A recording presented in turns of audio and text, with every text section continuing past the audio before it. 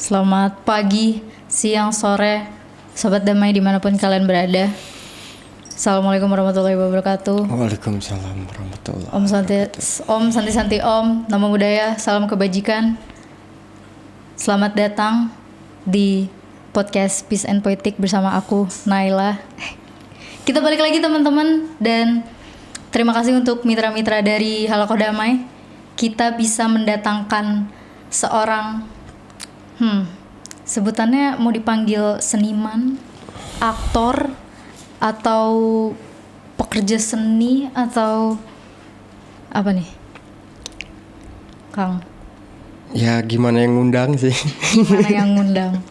Tapi ya daripada itu kita kenalkan semuanya. Kang Beno, selamat datang. Halo. Selamat datang Kang Beno di studio kami yang sangat sederhana ini.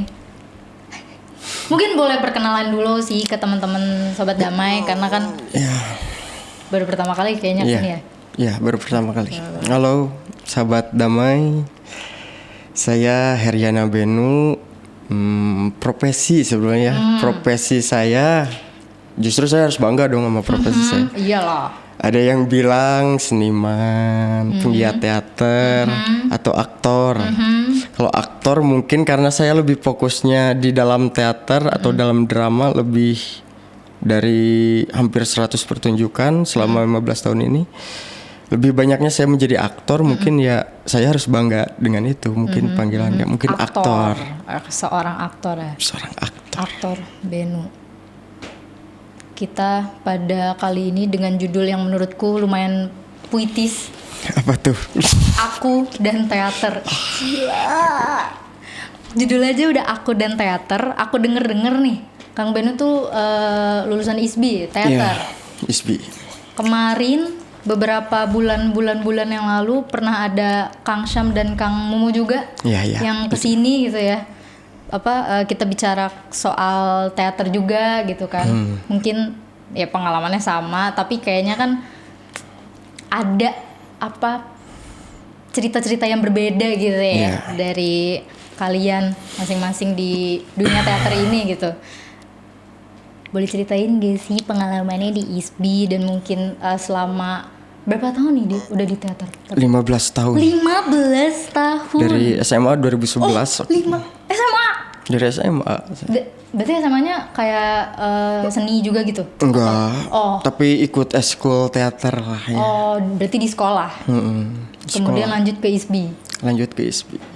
Boleh ceritain? Jadi awalnya tuh saya dari 15 tahun yang lalu mengenal teater. Waktu itu 2011 masuk eskul tuh kelas 12 berarti ya. Kelas 12, dan harusnya itu udah nggak boleh.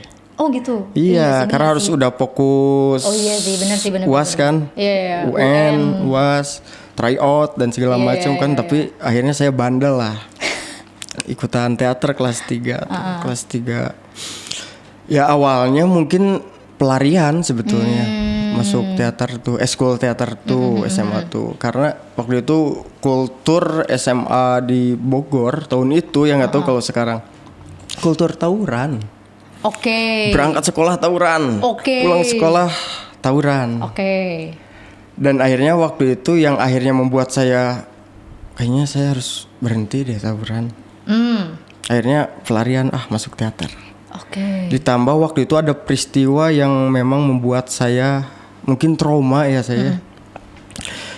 Waktu itu sahabat saya ada nama panggilannya Gagah sih, tapi nama aslinya saya lupa. Wah, panggilannya Gagah. Dia seorang anak yatim waktu itu. Waktu itu tawuran tuh, saya malam hari tawuran. Dia meninggal. Wah. Itu mungkin yang membuat saya akhirnya untuk berhenti untuk bergaul, akhirnya menghindari pergaulannya sebetulnya.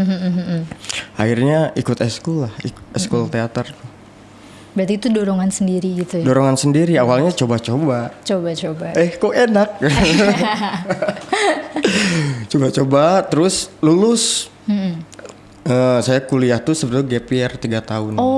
Gap year. Saya kerja dulu di pabrik tuh 3 tahun. Tapi tetap saya masih melakukan aktivitas berteater. Masih Pulang kerja, berarti kayak gabung sebuah organisasi kah? Atau sanggar. sanggar. Setelah lulus, carilah sanggar. Ketemu sanggar di Bogor ada namanya Sanggar Teater Prabu.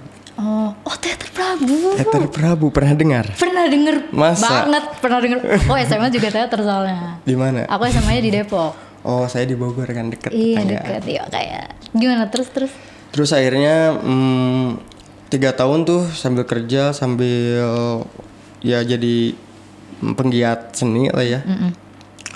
Akhirnya udahlah kayaknya saya harus mencoba dunia yang baru gitu. Misalnya ya udahlah kuliah kayaknya nyobain. Awalnya nyobain aja sih. Nyobain aja. Terus akhirnya tidak berhenti lah nyampe sekarang saya terus main teater. Setahun tuh paling sedikit 3 produksi teater. Main Tuh jadi aktor. Paling banyak pernah nyampe 6, nyampe 7. dalam setahun. Dalam setahun.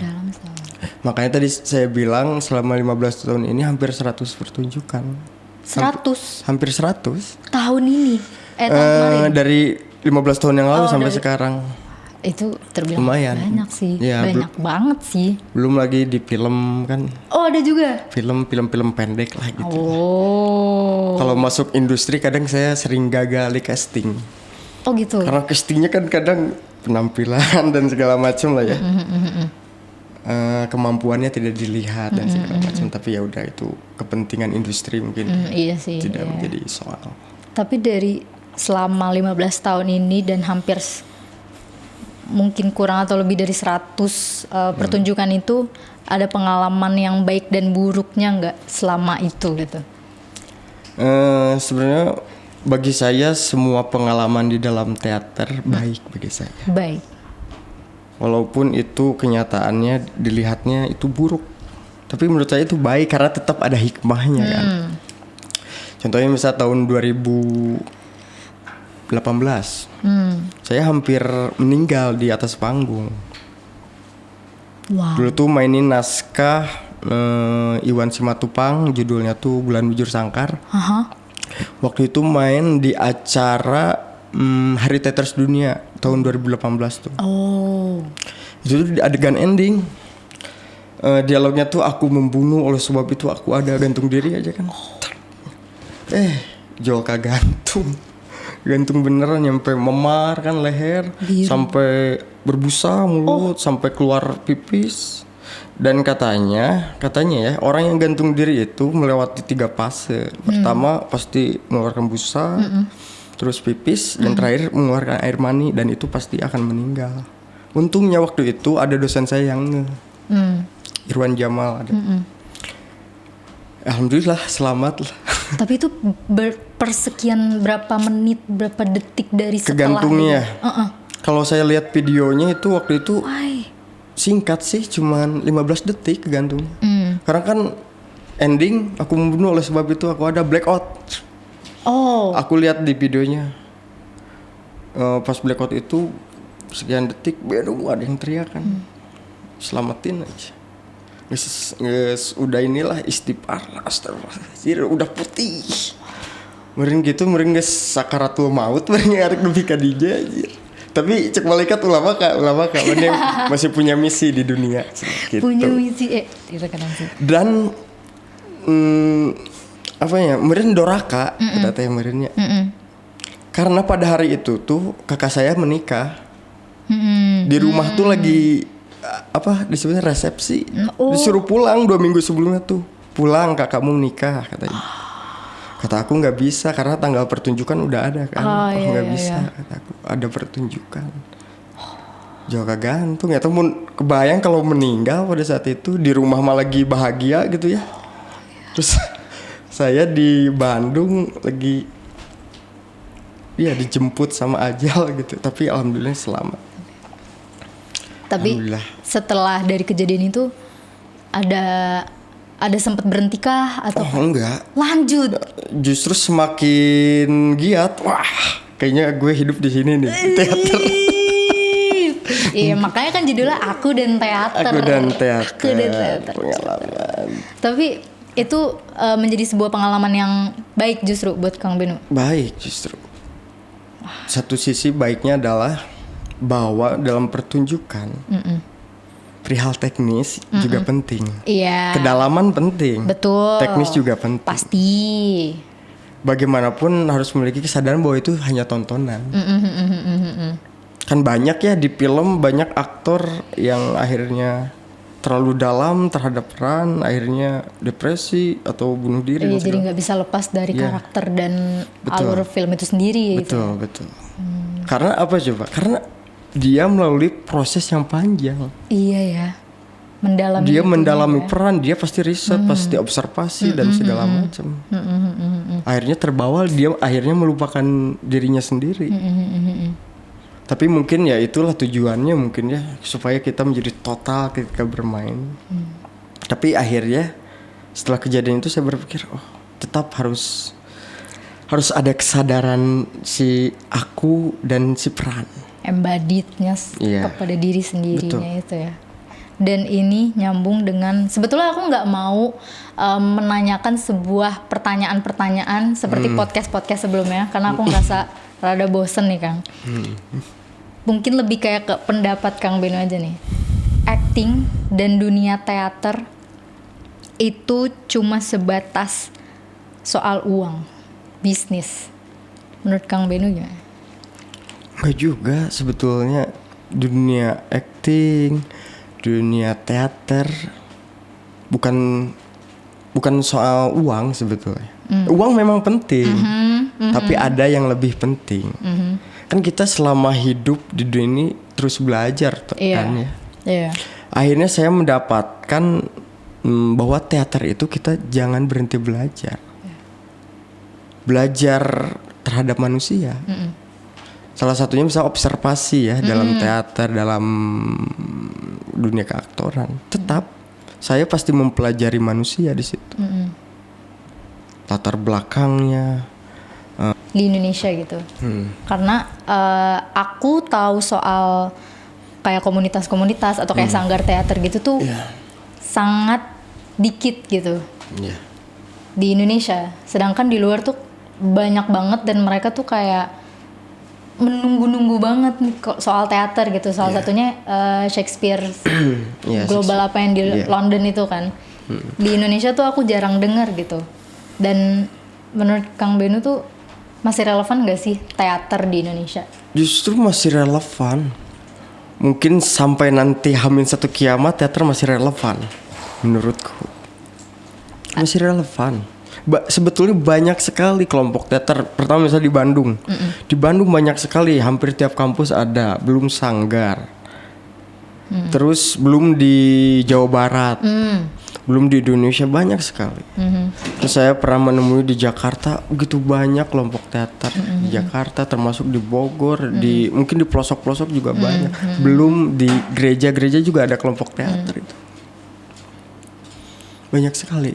Relevan bagi saya teater. Tapi kenapa orang nggak ada awareness akan hal itu gitu? Nah itu sebetulnya tugas dari keproduksian itu sendiri. Keproduksiannya malahan ya? Kan zaman sekarang mah harus apa ya, harus viral dulu baru rame benernya. Iya sih. Tapi kan itu juga perlu strategi kan. Misalnya kayak pertunjukan apa ya yang terakhir ini yang sempat rame tuh, saya lupa, di Jakarta.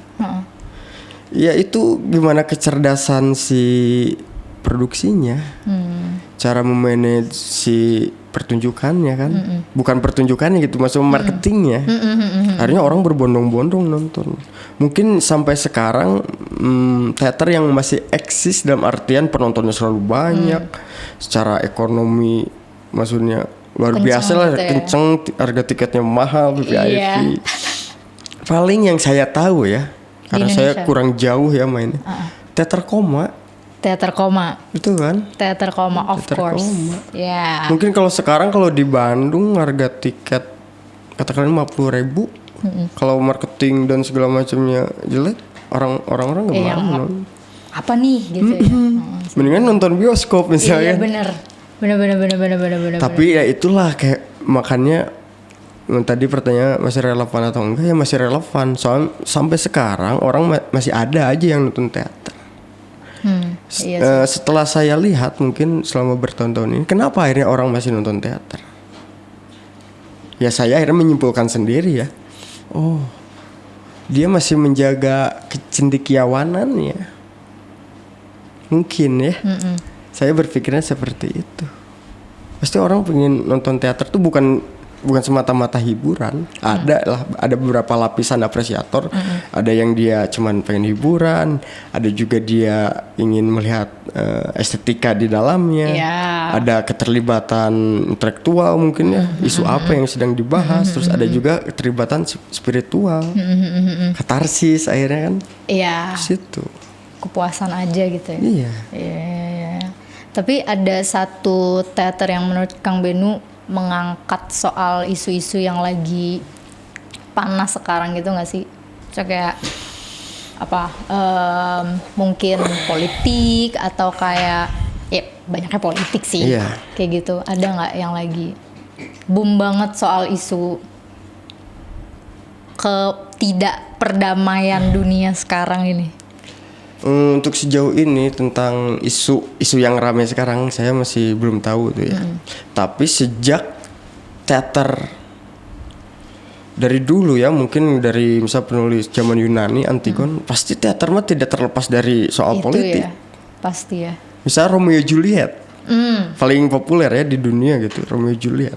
Nah sekarang Romeo Juliet, ya pasti ngomongin politik itu kan, pertentangan tentang keluarga Romeo dan keluarga Juliet kan. Secara nggak langsung sebenarnya. Secara nggak langsung. Iya. Jadi teater itu menurut saya ya, akhirnya saya tetap di teater. Teater itu memberi kesadaran dengan lembut. Kesadaranmu tidak bisa dipaksakan ya. Terus pelan-pelan. Mungkin dari sekian ribu orang seperti saya yang terjun di teater, anak muda, ya mungkin yang menyadari itu mungkin cuma 1%-nya bisa. Iya. Mungkin seperti itu. Tapi sebetulnya teater tuh karena mungkin ini ada beberapa tulisan, keren banget. Ada beberapa tulisan yang aku baca sebelum mulai podcast ini.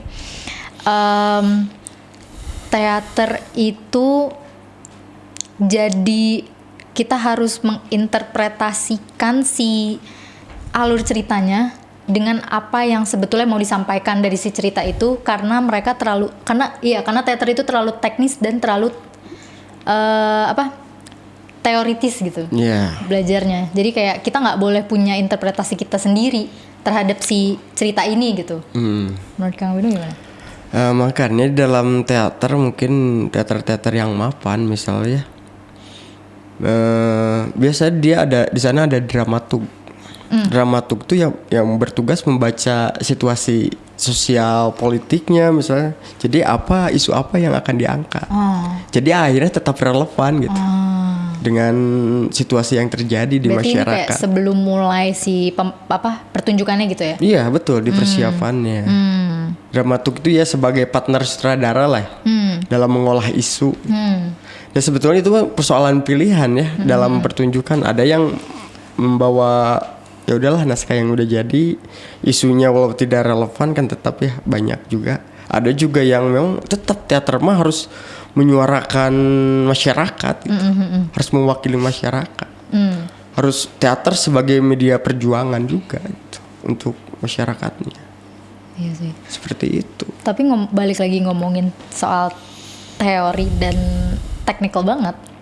Di si tulisan itu juga bilang, ini pendapat Kang Benu lagi.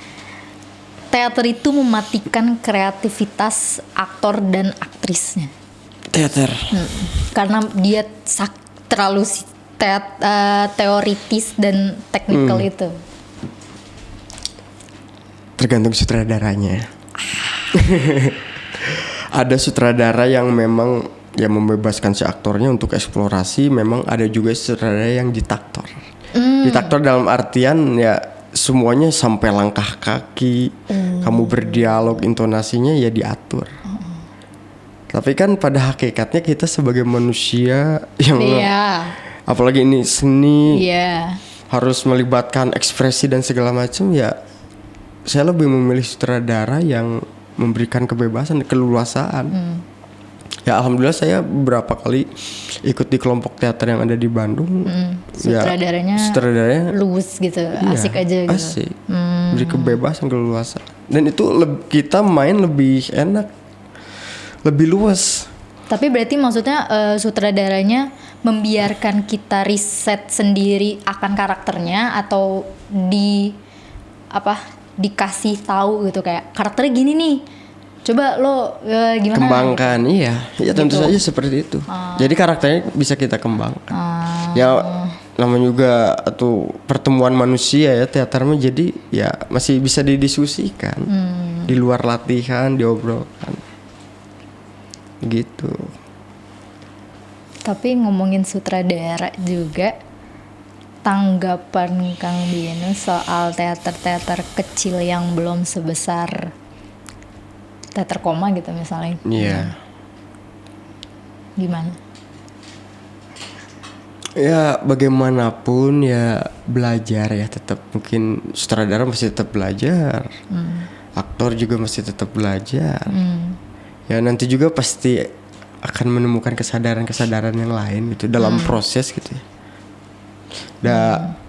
Dan awalnya juga saya juga tidak, akhirnya berpikir pada saat itu ya tugas aktor mah ngikutin apa yang kata sutradara ketika saya SMA. Tapi kan sekarang sudah mulai berubah cara berpikirnya. Oh enggak, aktor harus sebagai kreator juga. Harus sama-sama menciptakan. Ketika di atas panggung harus sama-sama menciptakan. Tugasnya ketika menjadi aktor ya tetap harus menciptakan keautentikan dalam berakting misalnya. Harus otentik acting itu. Gampang acting menjiplak tuh gampang. Tinggal nonton aja, perhatiin dari kata intonasi segala macam misalnya. Banyak lah. Banyak hal gitu. Tapi ada satu hal yang aku baru pelajarin sebetulnya soal dramaturgi. Itu kan dramaturgi kan lebih lebih fokus kepada gerakan, fokus kayak kaki, badan, dan pokoknya gerakan lah. Bedanya dengan teater, kalau gitu menurut Kang Binu apa? Sebetulnya dramaturgi itu sebuah apa ya? Dramaturgi itu kalau saya baca di buku dramaturgi karya Prof. Saya lupa, orang Jogja. Sebenarnya dia awalnya tuh menjelaskan tentang apa itu drama dan segala macam. Itu lebih ke dasar sih. Tapi ternyata dramaturgi itu jauh, kalau kita dalami jauh daripada itu. Bukan cuma pengenalan tentang drama itu sendiri. Dramaturgi juga akhirnya kan berkembang sekarang. Justru jarang sekali sebenarnya di Bandung yang membahas tentang dramaturgi. Banyaknya di Jakarta, di Jogja misalnya. Memang ilmu tentang dramaturgi itu emang agak sulit juga sih. Agak sulit ya. Iya, sulit. Kalau diterapkan ke teater kah atau menurut Kang Binu sendiri aja? Sebetulnya dramaturgi dan teater, katanya produksi teater itu berdampingan. Kadang juga ada yang mengambil tugas dramaturgi itu ya sutradara itu sendiri. Akhirnya ada juga yang akhirnya saya perlu nih seorang dramaturg gitu. Orang yang memahami tentang dramaturgi. Yang tadi saya singgung tentang dia yang bisa membaca isu tentang kayaknya ini nih. Kita kayaknya kalau ngangkat tentang ini masuk nih ke pasarnya gitu. Ya, tugas-tugas dramaturgi kayak gitu, yang riset dan segala macam. Kayak gitu. Terakhiran, karena kayaknya udah waktu sangat sudah. Kang Binu terakhiran deh kalau gitu nih, sebelum kita mengudahi pembicaraan kita soal teater. Concern Kang Binu soal dunia teater sekarang gitu.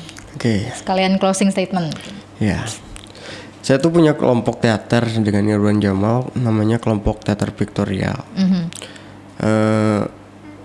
Bang Irwan pernah bilang sama saya, Ben, kayaknya kamu memang harus keluar dari, bukan nyuruh keluar, tapi kamu harus mencari pengalaman baru.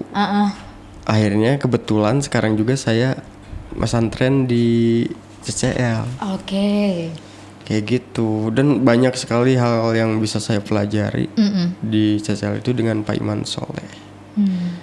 Ya, bagaimana tentang cara kita hidup, melihat